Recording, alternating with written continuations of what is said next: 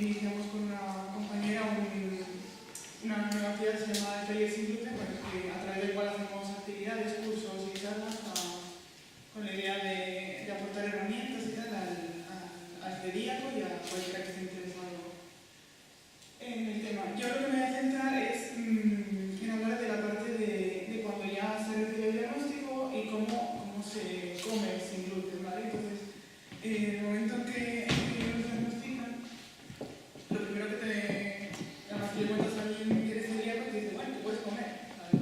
Ni tú lo sabes, a menos que te venga así un poco de que algo necesites una de algo, luego te sueltan lo de en mercado no encuentras de todo, que tampoco es así, pero bueno.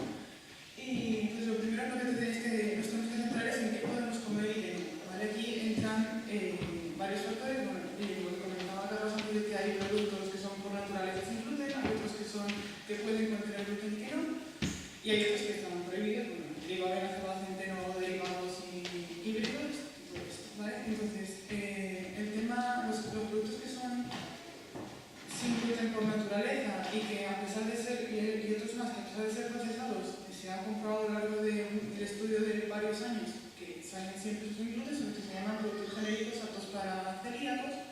Y bueno, aparte de los que comentaba Carlos de leche, carne, verduras, huevos, frutas y demás, hay otros, como por ejemplo las verduras envasadas y demás, que aunque sean verduras como han tenido el proceso no se saben, puede caber la duda de si son sin gluten o no, pues se ha comprobado que sí, las congeladas también, siempre rebozados y demás. Y luego están los productos específicos, que son los que en su versión habitual tienen gluten y se elaboran específicamente con harinas y productos sin gluten para que lo podamos comer con nosotros. Realmente es una cuestión bastante cultural el hecho de que estás acostumbrado a comer pan y te diagnostican y quieres seguir comiendo pan, no te vale no comer pan. Y en este sentido también juega un papel fundamental el etiquetado, que realmente, en mi opinión, todavía estamos bastante en tierra de nadie. Realmente ahora mismo estamos en un periodo de cambio de legislación, vamos a entrar en diciembre en una nueva normativa de etiquetado, que dice que hay que etiquetar toda la presencia de todo tipo de alérgenos. Pero claro, y quien regula lo que comentaba Carlos antes también, de que una etiqueta sin gluten significa que tiene menos de 20 partes por millón de gluten, y una etiqueta de bajo contenido de gluten indica que tiene menos de 100 partes por millón de gluten. Normalmente son celíacos no le vale y se tiene que dar todo sin gluten. Pero hay dos problemas fundamentales en este sentido. El primero es que el etiquetado de trazas no es obligatorio, es decir, si en un producto puede contener trazas de gluten, cosa que a la celíaco le afecta, no está regulado que eso se tenga que ver reflejado en el etiquetado. Entonces realmente a mí no me vale. Luego, por otro lado, el problema que tenemos con esto es el poco control que hay desde las autoridades sanitarias, desde la administración, en este sentido. Es decir, yo tengo una empresa familiar, hago margarinas, les pongo un cartel sin gluten y me quedo la lancha. A mí nadie me viene a preguntar si eso es sin gluten o no. Ese trabajo se hace a través del listado de alimentos que comentaba Carlos y lo hace fácil. Es decir, aparte se le envía, yo como fabricante de magdalenas, le envío a FACE un certificado de que este producto es sin gluten, o sea, no solo como el etiquetado, sino que le envío el certificado de ausencia de gluten, y entonces sí que vale, ¿vale? Entonces FACE le envía su listado de forma gratuita y ya está. Esa es la forma que tengo de probar a FACE que esto es sin gluten. El problema es que hay muchos productos en el mercado que ponen sin gluten y no están dentro del listado, entonces nadie lleva control sobre ello. Pero bueno, y además que encontramos etiquetados un poco ambiguos, un poco contradictorios, de repente te encuentras productos que te ponen que no tienen gluten y al mismo tiempo que tienen trazas de gluten, entonces bueno. Y otros, de hecho me encontré hace poquito con uno que ponía los ingredientes no contienen gluten y tú lo ves en tiendas online que lo ponen como producto sin gluten, y me puse en contacto con el fabricante y efectivamente ese producto no es sin gluten porque no tiene ningún certificado, que lo pruebe. Pero bueno, eso es una cosa que salta aquí porque estamos puesto en ello, pero realmente a una tienda online que tiene productos de repostería no contiene gluten ni tiene sin gluten, y eso finalmente repercute en nosotros, terminas comprando, pues algo sin gluten y no es así.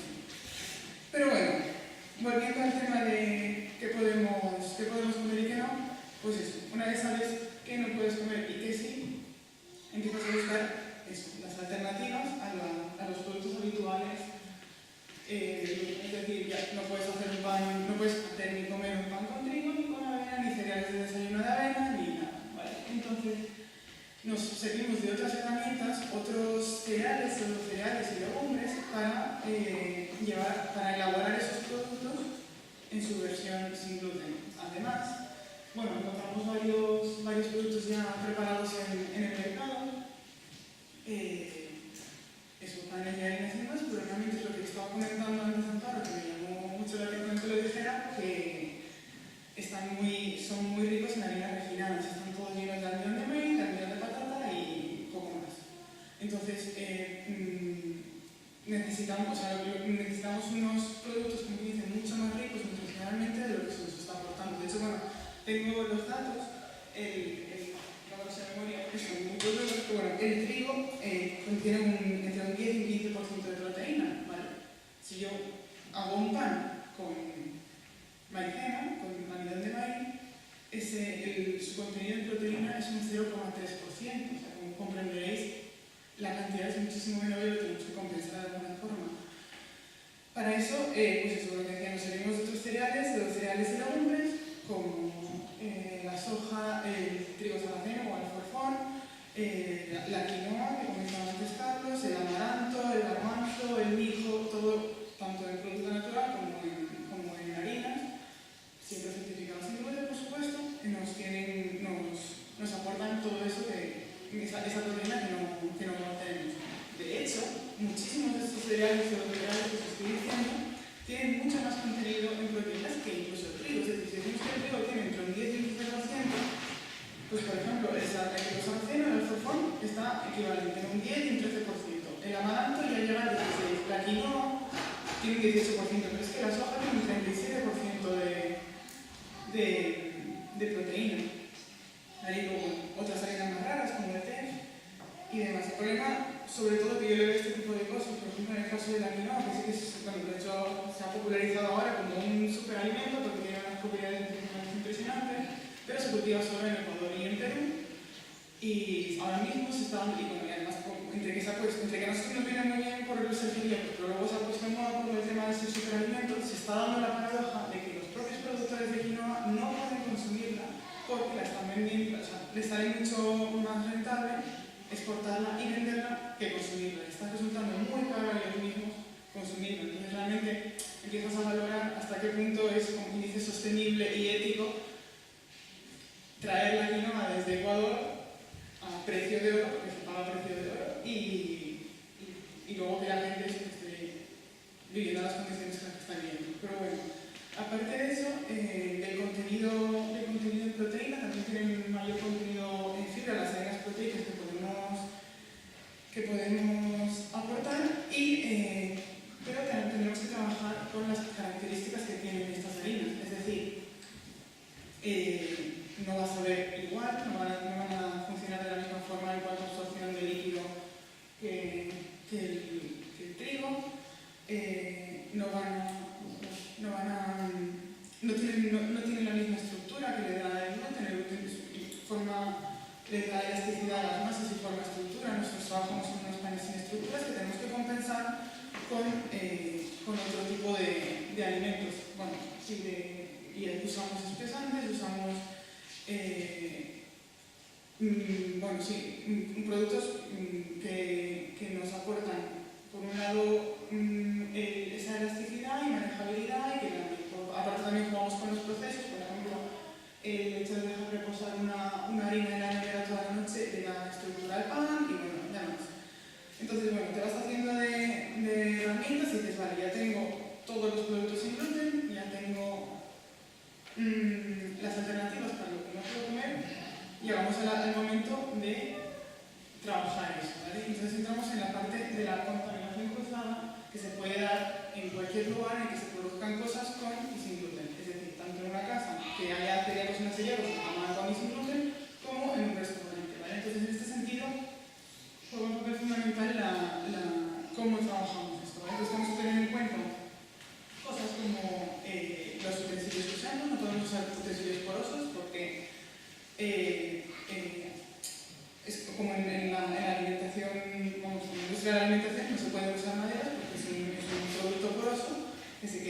otro me dice que no se termina de limpiar bien. Pues en el caso del celíaco lo mismo. Yo siempre digo que para en el mundo sin gluten, un utensilio limpio no es limpio, es un utensilio sin gluten, ¿vale? Entonces, es lo mismo.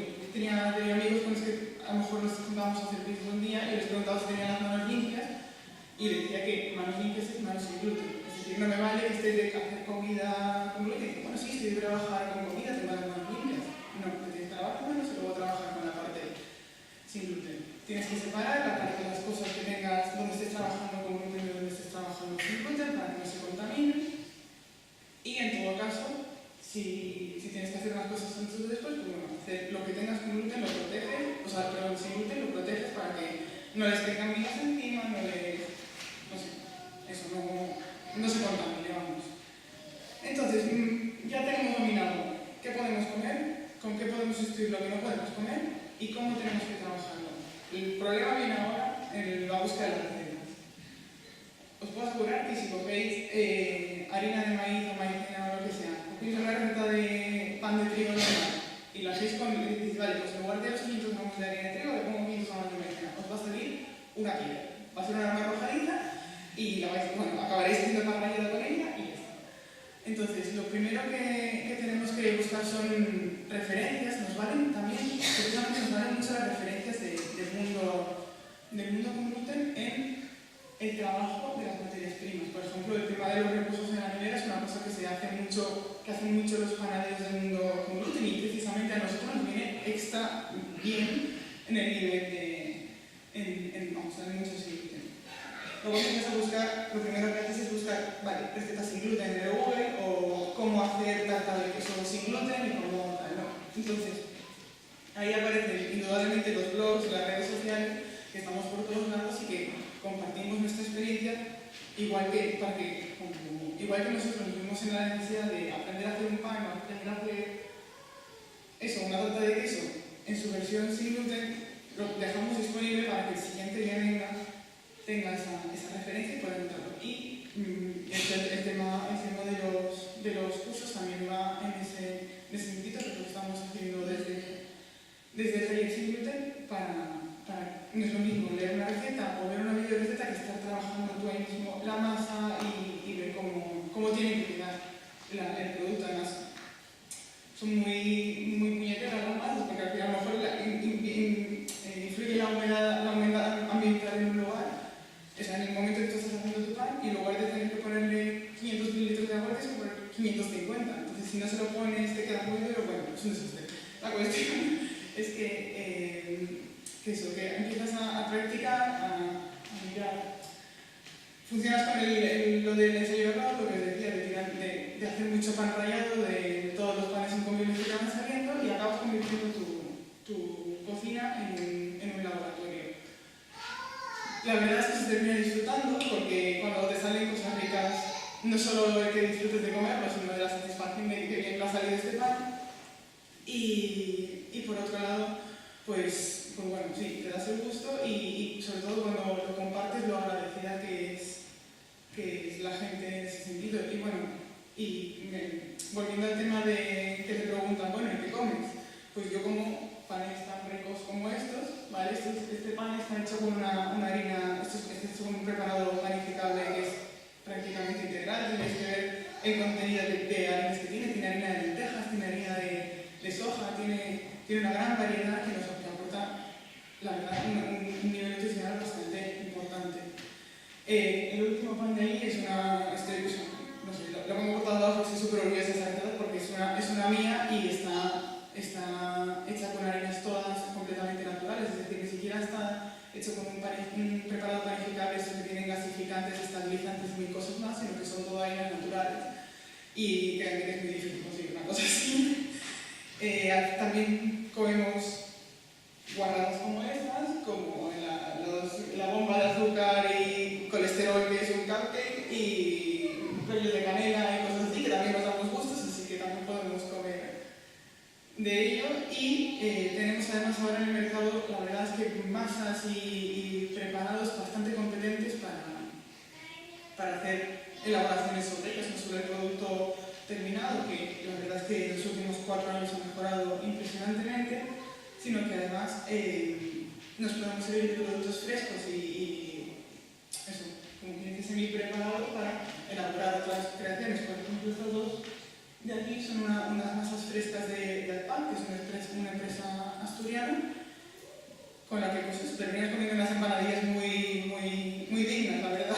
Y las últimas son una masa como de tortilla para hacer piadinas y bajitos y demás. Y bueno, creo que nada más. Bueno, mi blog, como decía, es Inuteliano, estoy en todas las redes sociales, estoy mucho tiempo ahí dentro también. Y por lo que queráis, si me queréis escribir o si queréis decir cualquier cosa, además en mi blog, aparte de recetas, comparto mucho experiencias en restaurantes, porque como decía Carlos, no es solo comer sin gluten en tu casa, sino que también sales fuera, viajes y demás, en restaurantes en España y fuera de España, consejos para el día a día. De hecho, tengo una entrada muy reciente bastante popular de la vuelta del cole, de cómo afrontar la situación de un niño celíaco en la clase, ya veis si es el tuyo o si es el de un compañero de los hijos. O cómo, volviendo al tema de la contaminación cruzada, cómo trabajar con los productos para que no se contaminen, cómo cosas tienes que tener en cuenta cuando cocinas para un celíaco. A lo mejor eres primo de un celíaco que te viene a visitar y tienes que tener ciertas cosas en cuenta para que le puedas invitar a comer, que además somos muy agradecidos. O sea, si vosotros nos recibís con una lasaña en lugar de con un filete a la plancha, lo agradecemos bastante más. Y pues eso, respondo dudas y ayudo y aporto lo que puedo, así que si me necesitáis, ahí. Muchas gracias.